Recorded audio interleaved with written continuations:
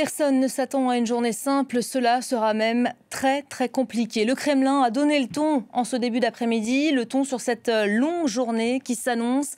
Après avoir entretenu le flou sur sa participation à des discussions de paix en Turquie, la partie russe a finalement confirmé en fin de matinée sa présence. Une délégation a même quitté ce matin Moscou. La délégation ukrainienne, elle, est déjà arrivée sur place en début d'après-midi. Cette troisième série de pourparlers va débuter ce soir à 19h, heure locale. Nous confirmait il y a quelques instants notre correspondante à Istanbul. Anne Corpé, bonjour. Bonjour. On va évidemment continuer à tirer le fil et à décrypter ce qui va pouvoir se passer d'ici ce soir. Est-ce qu'on sait comment ça va se passer et surtout qui va prendre part à ces échanges ? Alors oui, la délégation ukrainienne est dirigée par Roustem Oumerov, c'est l'ancien ministre de la Défense. Elle compte aussi des responsables de l'armée, du renseignement et des diplomates.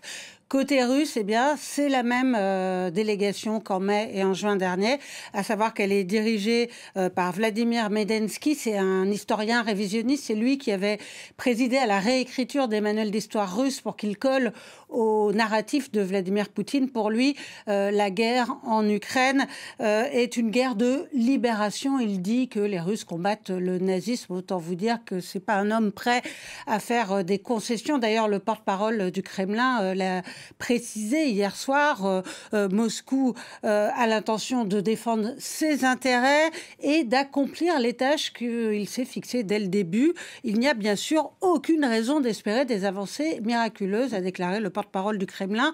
Alors donc, les exigences de Moscou sont inchangées.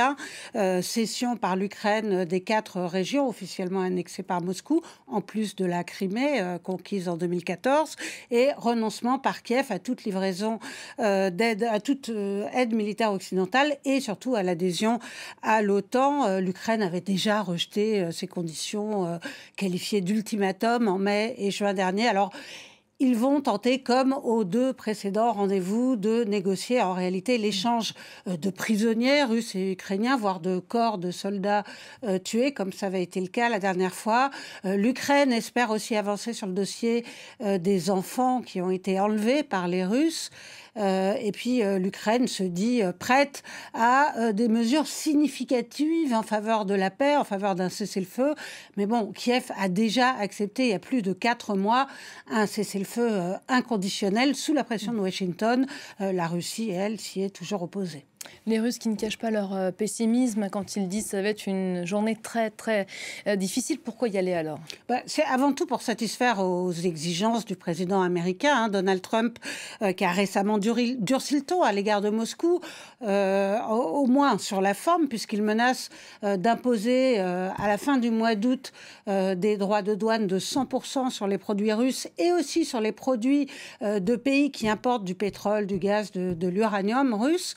Si Moscou, d'ici là, n'a pas fait d'avancée vers la paix, il s'agit donc de donner des gages et ce délai jusqu'à la fin de l'été permet en attendant aux troupes russes de poursuivre leur offensive. Elles avancent autour de Pokrovsk, ce nœud ferroviaire et routier qui se trouve dans la région de Donetsk, officiellement annexée mais toujours pas conquise intégralement par les Russes. Selon Kiev, il y a 100 000 soldats russes qui sont massés autour de ce point stratégique. Et puis, les Russes continuent aussi de bombarder à coups de drones, de centaines de drones et de missiles chaque nuit, les villes ukrainiennes. Les Ukrainiens, eux, attendent toujours la livraison de systèmes de défense antiaérienne Patriot, notamment les 2 systèmes promis par l'Allemagne.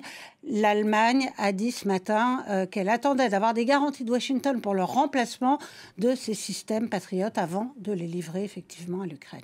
Merci beaucoup Anne pour cette séquence qui débutera ce soir à 19h heure locale.